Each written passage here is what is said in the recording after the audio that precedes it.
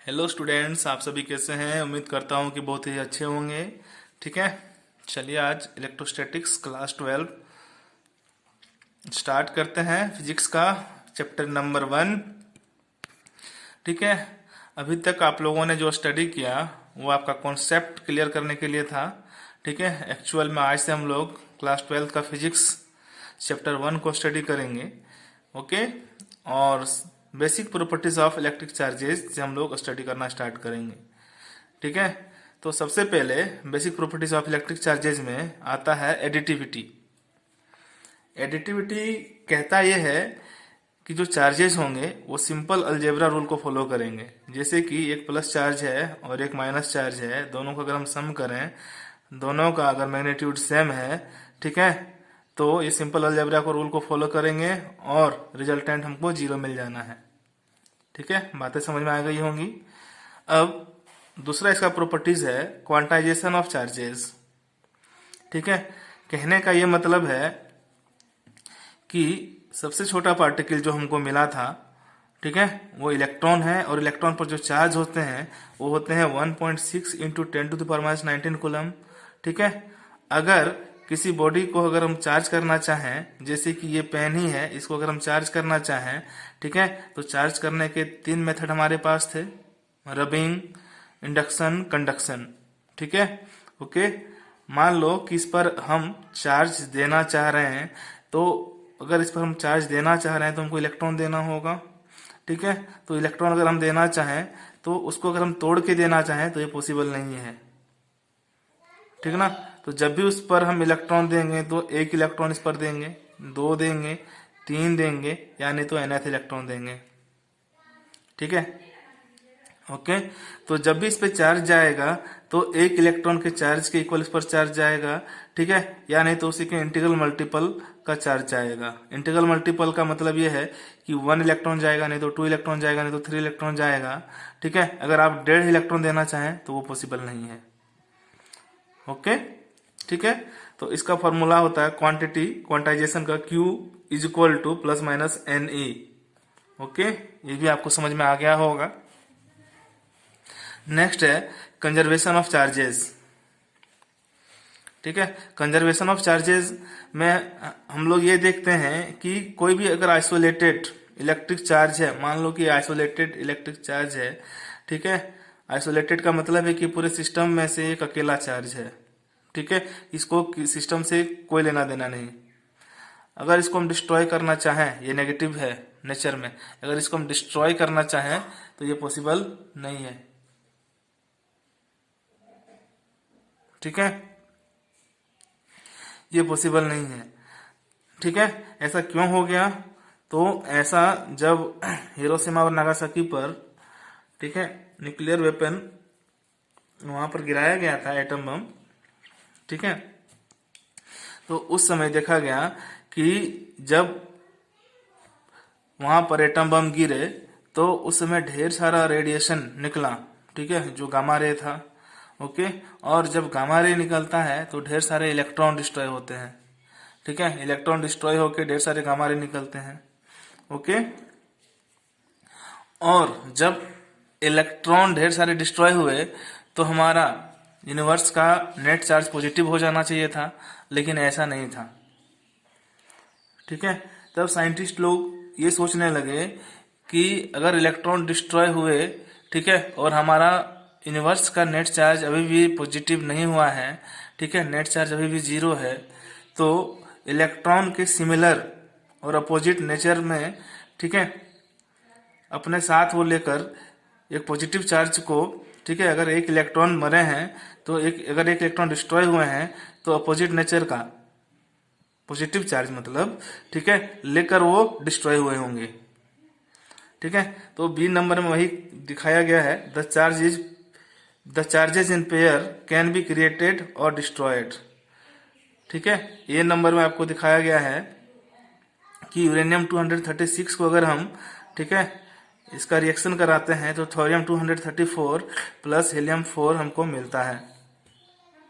Okay, तो ये transfer हो सकते हैं एक दूसरे में, लेकिन यहाँ पर बी में दिखाया गया है कि चार्जेस जो होंगे वो इकट्ठा एक पॉजिटिव नेचर के और एक नेगेटिव नेचर के दोनों मिलेंगे तभी डिस्ट्रॉय होंगे, और दोनों मिलेंगे, दोनों मिलकर ही पैदा होंगे, क्रिएट होंगे और डिस्ट्रॉय होंगे।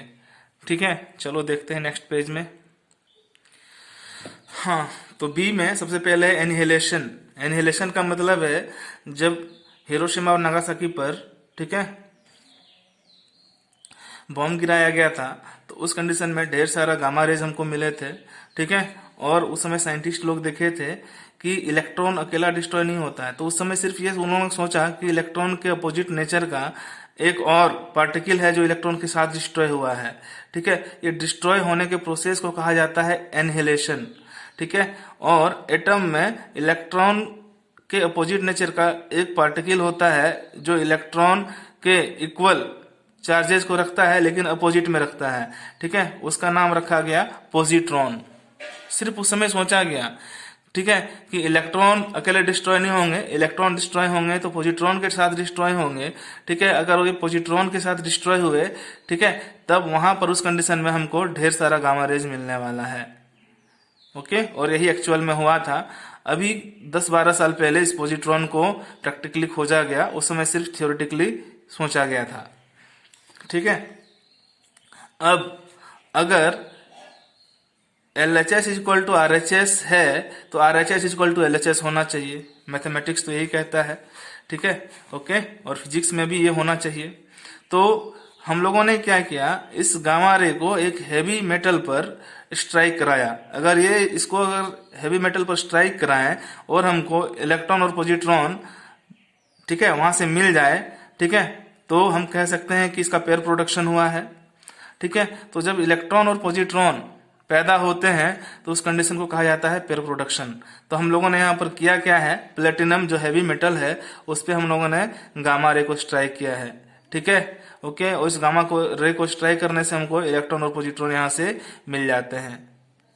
ओके, तो ये है इलेक्ट्रॉन, जब इलेक्ट्रॉन और पॉजिट्रॉन जब आपस में डिस्ट्रॉय होंगे तो उसको एनिहिलेशन कहेंगे। ठीक है, और इलेक्ट्रॉन और पॉजिट्रॉन जब आपस में पैदा होंगे दोनों एक साथ इकट्ठे तो उसको बोलेंगे पेयर प्रोडक्शन। आपको ये समझ में आ गया होगा, ठीक ना? ओके, और ये 1 मार्क्स के क्वेश्चन में आता ही आता है 1-2 साल छोड़कर, इसीलिए इसको याद रखेंगे आप लोग। ठीक है, नेक्स्ट है कूलम्ब्स लॉ। तो ये कूलम्ब्स लॉ उसी तरीके से है जिस तरीके से आपने ग्रेविटेशनल लॉ पढ़ा है न्यूटन का। ठीक है, न्यूटन के ग्रेविटेशनल लॉ को यहाँ पर कॉपी किया गया है, कूलम्ब्स ने इनको कॉपी किया है। ठीक है, चलिए मैं दिखाता हूं कैसे। ओके,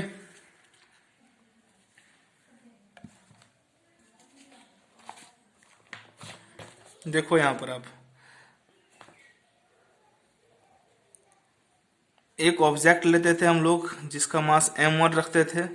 ठीक है, और एक ऑब्जेक्ट लेते हैं जिसका मास m2 है, दोनों के बीच का डिस्टेंस r है।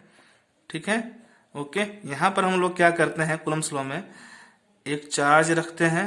ठीक है, इसका भी नेचर पॉजिटिव है, और दूसरा चार्ज इसका भी नेचर पॉजिटिव है। एक चार्ज का नाम Q1 रख दिया, दूसरे चार्ज का नाम Q2 रख दिया, और दोनों के बीच का डिस्टेंस r है। ठीक है, ओके, यहाँ पर आपने 11th या 9th में पढ़ा होगा। ठीक है, gravitational force Fg is directly proportionate m1 into m2। ठीक है, फिर आपने पढ़ा होगा Fg force of gravitational is inversely proportionate r², इस दोनों के बीच के डिस्टेंस का स्क्वायर। ठीक है, फिर इसको आपने यहाँ पर कंबाइंड किया होगा, Fg इज इक्वल टू, अभी इज इक्वल टू का साइन नहीं देते हैं। ठीक है, m1 m2 अपॉन r², और ये प्रोपोर्शनेट का साइन हटा तो gravitational force is equal to constant g आया m1 m2 अपॉन r², और ये क्या है, ग्रेविटेशनल कांस्टेंट। ठीक है, कांस्टेंट ऑफ प्रोपोर्शनैलिटी। ये किसी भी यूनिवर्स में किसी भी लोकेशन पर इसका वैल्यू एक जैसा होता है। ठीक है, इसी चीज को कूलम्ब्स ने कॉपी किया। ठीक है, कि अगर दो चार्जेस हैं तो यहाँ पर देखो ये अट्रैक्टिव फोर्स है। ठीक है, इसको अट्रैक्ट कर रहा है, लेकिन यहाँ पर डिफरेंस है, चार्जेस में डिफरेंस हो जाता है, ये दोनों एक दूसरे को रिपेल भी कर सकते हैं। ठीक है, अगर यहाँ माइनस और यहाँ माइनस रखे हैं तो ऊपर भी रिपेल करेंगे, यहाँ माइनस और यहाँ प्लस रखे हैं तो अट्रैक्ट करेंगे। तो आप ये चीज हमेशा याद रखिएगा कि gravitational force force of attraction होता है, वाइल कूलम्ब्स फोर्स, ठीक है, ये क्या होता है, attractive in nature and repulsive in nature, दोनों होता है। ठीक है, कूलम्ब्स ने क्या किया, सेम इसी को लगाया यहाँ पर, ठीक है, और ये इलेक्ट्रिकल फोर्स था, इसलिए यहाँ पर हम लोग ई ले लेंगे, एफ ई सफिक्स में।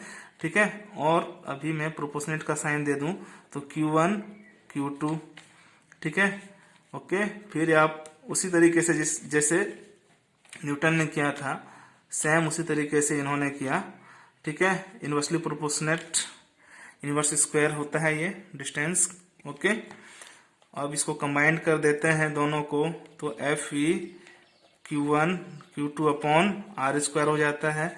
फिर ये साइन हटता है, ठीक है, प्रोपोर्शनेट का, और यहाँ पर एक आ जाता है कूलम्ब कांस्टेंट, ओके, ठीक है, और ये हो जाता है Q1 Q2 upon R square. अब यहाँ पर देखो ग्रेविटेशनल कांस्टेंट आ गया, यहाँ पर कूलम्ब कांस्टेंट आ गया। ठीक है, यही डिफरेंस है इस दोनों में, ये कूलम्ब कांस्टेंट हर लोकेशन पर अलग अलग वैल्यू देता है, जबकि gravitational constant all over universe में किसी भी लोकेशन पर एक जैसा वैल्यू देता है। इस दोनों फोर्स में कांस्टेंट और प्रोपोर्शनलिटी का यही डिफरेंस है। अगर आपको एग्जाम में पूछा जाए तो इतना आपको लिखना है। ठीक है, ये तो था ग्रेविटेशनल और ये है इलेक्ट्रिकल। इसको कूलम्ब्स ने दिया था, इसको न्यूटन ने दिया, सेम चीज है, कॉपी किया गया है, बस ये आप याद रखोगे। ठीक है, चलो अब फ्रंट पेज पर चलते हैं जहां पर नोट्स हैं। ठीक है, तो यहां पर एक पॉजिटिव नेचर का चार्ज हमने ले लिया है, दूसरा भी पॉजिटिव नेचर का चार्ज ले लिया है, एक का Q1 नाम रखा, एक का Q2 नाम रखा, दोनों के बीच का डिस्टेंस R रखा। ठीक है, आप चाहो तो नेगेटिव नेगेटिव ले सकते हो, चाहो तो पॉजिटिव नेगेटिव ले सकते हो, कोई दिक्कत नहीं है। ओके, ठीक है, अब देखिए the electrostatic force of interaction between two static point electric charge is, same वही उसी चीज को जो अभी मैंने बताया उसी को लिखा हुआ है। F E proportionate Q1 Q2 equation 1 दे दिया है, and F E is inversely proportionate 1 upon और inversely proportionate R square which is equation number 2 combining 1 and 2। ठीक है, combining both F E is proportionate Q1 Q2 upon R square. ठीक है, और यहाँ से प्रोपोर्शनेट का साइन हटा तो ये कूलम्ब कांस्टेंट आ गया, okay, which is equation number 3। इसके बाद हमने कूलम्ब कांस्टेंट का, ठीक है, देखो किसी किसी बुक में कूलम्ब कांस्टेंट को K से डिनोट करता है, कंफ्यूज मत होना, मैंने यहाँ C डैश से इंडिकेट किया है इसको। ठीक है, where C dash is coulomb constant, value of coulomb constant is equal to 1/4πε0। ठीक है, कूलम्ब कांस्टेंट का वैल्यू 1/4πε0 होता है। ठीक है, where ε0 is the permittivity of free space. Epsilon naught क्या है, परमिटिविटी ऑफ फ्री स्पेस। ठीक है, हम एप्सिलॉन नॉट पर भी आएंगे, ओके, और ये कूलम्ब कांस्टेंट का वैल्यू 1/4πε0 क्यों होता है, इस पर भी आएंगे। ठीक है, बहुत सारे टीचर, जनरली सभी टीचर इस चीज को नहीं बताते कि कूलम्ब कांस्टेंट का वैल्यू 1/4πε0 क्यों होता है, लेकिन आप मुझसे सीख रहे हो इसलिए मैं बताऊंगा कि 1/4πε0 क्यों होता है। ठीक है, अब देखिए इक्वेशन 3 को रिराइट हम लोग कर सकते हैं, कूलम्ब कांस्टेंट की जगह 1/4πε0 यहाँ पर पुट कर दिया तो ये क्या हो गया, F is equal to 1/4πε0 Q1 Q2 upon R square. ठीक है, विच इज इक्वेशन नंबर 4। अब अगर यहाँ पर मैं Q1 is equal to Q2 is equal to 1 unit कर दूं, ठीक है, और R को मैं 1 यूनिट रख दूं, तो मुझे 1/4πε0 का वैल्यू मिल जाना है ना। और हम लोग जानते हैं कि अगर हमको कोई चीज का वैल्यू मालूम नहीं है तो उसके लिए स्टैंडर्ड यूनिट हम लोग वहां पर पुट कर देते हैं। तो यहाँ पर मैंने क्या किया, if Q1 is equal to Q2 is equal to 1 unit and R is equal to 1 unit, then Fe force of electrical, ठीक है, जिसको कूलम्ब फोर्स बोलते हैं, is equal to 1/4πε0 into 1/1 square. ठीक है, और ये 1 हो जाने हैं तो F इज इक्वल टू 1/4πε0। ठीक है, ओके, और इसका जो वैल्यू होता है 1/4πε0 वो होता है 9 × 10⁹ न्यूटन। ध्यान देना, कहने का ये मतलब है कि अगर एक चार्ज, ठीक है, यहाँ पर एक चार्ज है और एक चार्ज यहाँ पर है, अगर Q1 = 1 एंड Q2 = 1 और दोनों के बीच का डिस्टेंस अगर 1 है, ठीक है, तो इस पर ये और इस पर ये दोनों एक दूसरे पर जो फोर्स लगाएंगे वो फोर्स लगाएंगे 9 × 10⁹ न्यूटन। ठीक है, ओके। अब देखो, putting the value in equation 4, इस वैल्यू को Fe का वैल्यू कितना है 9 × 10⁹, इस वैल्यू को इक्वेशन 4 में पुट कर दिया, तो यहां पर मैं 9 × 10⁹ न्यूटन लिख सकता हूं, है ना, मैंने अभी नहीं लिखा है। = 1/4πε0 = 1/4πε0 Q1 Q2/r²। Q1 चार्ज का, ठीक है, जो यूनिट होता है वो कूलम होता है। ठीक है, अगर मैंने नहीं नोट कराया है तो आप नोट कर लोगे, चार्ज का यूनिट कूलम होता है। ठीक है, तो Q1 यहाँ पर Q1 है कूलम इंटू कूलम, तो कूलम स्क्वायर हो जाना है, R है, ठीक है, length that means metre into metre, metre square हो जाने हैं। अगर यहाँ पर न्यूटन है, ठीक है, तो ये न्यूटन को मैंने यहाँ पर लिख लिया है, इस मीटर को मैं इधर ट्रांसफर कर दूं तो मीटर स्क्वायर, इस कूलम स्क्वायर को मैं अगर ट्रांसफर कर दूं तो पर कूलम स्क्वायर हो जाएगा।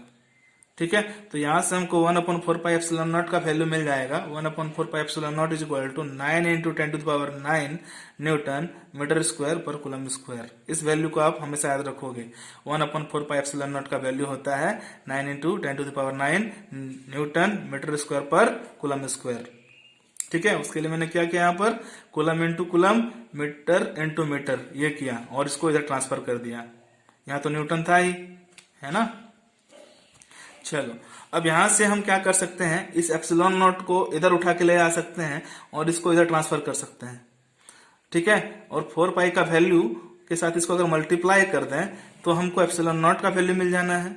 ठीक है, वही चीज मैंने किया, ε0 को आइसोलेट कर दिया, 1/4π into 9 × 10⁹ newton metre square per coulomb square. ये अगर ऊपर जाएंगे तो कूलम स्क्वायर क्या हो जाएगा, पॉजिटिव में हो जाएगा, पर कूलम स्क्वायर, न्यूटन पर न्यूटन हो जाएगा, मीटर पर मीटर स्क्वायर हो जाएगा। और इसको आपस में कैलकुलेट करो पाई का वैल्यू रख के, तो ε0 का वैल्यू आपको आएगा 8.85 × 10⁻12 कूलम स्क्वायर पर न्यूटन पर मीटर स्क्वायर, जो कि मिनिमम वैल्यू होता है। ठीक है, सबसे मिनिमम वैल्यू होता है ये, और ये ε0 परमिटिविटी इन फ्री स्पेस होता है। ठीक है, ओके। अब बात करते हैं कि ये कूलम कांस्टेंट का वैल्यू 1/4πε0 कैसे आ जाता है। ठीक है, और ये परमिटिविटी होती क्या चीज है, तो परमिटिविटी होता है, परमिट मतलब कितना फोर्स को, जैसे कि ये चार्ज है, ये चार्ज यहाँ पर फोर्स लगाने जा रहा है तो ये मीडियम बीच में आ रहा है, तो मीडियम कितने चार्ज, कितने फोर्स को अलाउ कर रहा है इस पर लगने के लिए। ठीक है, वही चीज कहलाता है परमिटिविटी, और ये परमिटिविटी किसका प्रॉपर्टी होता है, मीडियम का होता है। इस पे हम लोग, ठीक है, अगले क्लास में डिस्कस करेंगे। और ये 4π क्यों आ गया, तो ध्यान दो, ये ठीक ना, पॉइंट क्या है, हम लोग अभी जो डिस्कस कर रहे हैं ये पॉइंट चार्ज पर डिस्कस कर रहे हैं। कूलम्स लॉ हमेशा पॉइंट चार्ज पर डिस्कस किया जाता है बच्चा लोग। ठीक है, और पॉइंट जस्ट लाइक स्फेयर, और स्फेयर का अगर हॉल एंगल अगर आप देखो, ठीक है, तो स्फेयर का हॉल एंगल कितना होता है, तो आंसर है कि स्फेयर का हॉल एंगल होता है 4π। ठीक है, चारों ओर का उसका सरफेस का एंगल चेक करो तो 4π निकलेगा। अब ये स्फेयर का हॉल एंगल 4π है। ठीक है, यहाँ पर एक चार्ज है, अब ये 4π नहीं, कितने एंगल से जाएगा, 4π एंगल से इस पे फोर्स लगाने जाएगा, तो आंसर है नहीं, ये 1 एंगल से जाएगा। ये हॉल सरफेस एंगल 4π और 1 एंगल का वैल्यू कितना, 1/4π। ठीक है, इसलिए 1/4π नीचे आता है। ठीक है, इसलिए 1/4π नीचे आता है, क्योंकि एक एंगल से लगाने जा रहा है फोर्स, ये हमेशा याद रखिएगा। नंबर 2, ε0 नीचे कैसे आ गया। ठीक है, तो ε0 नीचे इसलिए आ गया क्योंकि ये चार्जेस, ये चार्ज इस चार्ज पर फोर्स लगाने जा रहा है। ठीक है, और यहाँ से इसने क्या किया, अपना फोर्स भेजा, और ये बीच में कौन है, ये बीच में मीडियम है।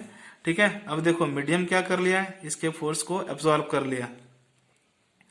ठीक है, अब यहां से ये जा रहा है, ठीक ना, एक 1 2 3 4।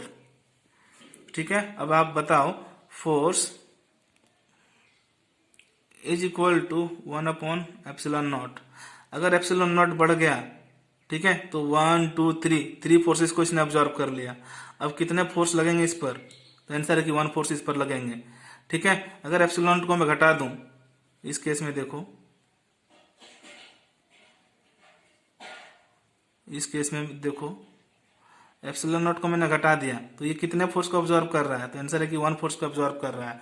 2 लाइंस अभी भी जा रही है इस पर। ठीक है, तो ε0 घटेगा तो फोर्स बढ़ेगा, फोर्स ε0 बढ़ेगा तो फोर्स घटेगा। यहाँ पर ε0 को बढ़ा दिए, फोर्स घट गया। ठीक है, अब यहाँ पर एक स्ट्रिंग जा रहा है, जबकि यहाँ पर 2 स्ट्रिंग जा रहा है, एक ही को ये रोक के रखा है। तो ये कितने को परमिट होने दे रहा है, दैट मीन्स ये 2 को परमिट होने दे रहा है। यहाँ पर ये कितने को परमिट होने दे रहा है, तो आंसर है कि यहाँ पर 1 को परमिट होने दे रहा है। ठीक है, तो ये ε0 जैसे जैसे बढ़ेगा फोर्स वैसे वैसे घटेगा, दोनों एक दूसरे के इनवर्स होता है, इसलिए यहाँ पर क्या आ जाता है, ε0। ठीक है, नीचे में ये 1/4πε0 नीचे में क्यों आया, आपको समझ में आ गया होगा। ठीक है, सभी कहते हैं एक्सपेरिमेंटली होता है, ऐसा एक्सपेरिमेंटली ऐसा कुछ नहीं होता। आप हमेशा, कोई टीचर आपको वाइवा में पूछेंगे कि 1/4πε0 कैसे आया है, तो हमेशा बोलिएगा कि सर स्फेरिकल एंगल होता है पॉइंट का 4π। ठीक है, 1 डायरेक्शन से ये फोर्स लगाना जाता है, इसलिए 1/4π नीचे आया। ठीक है, परमिटिविटी होता है फोर्स का इनवर्स, जितना परमिटिविटी बढ़ेगा उतना फोर्स घटेगा। ठीक है, ओके, जितना फोर्स बढ़ेगा उतना परमिटिविटी घटेगा, इसलिए ये नीचे रहता है। बस यही आंसर देना है आपको, ठीक ना।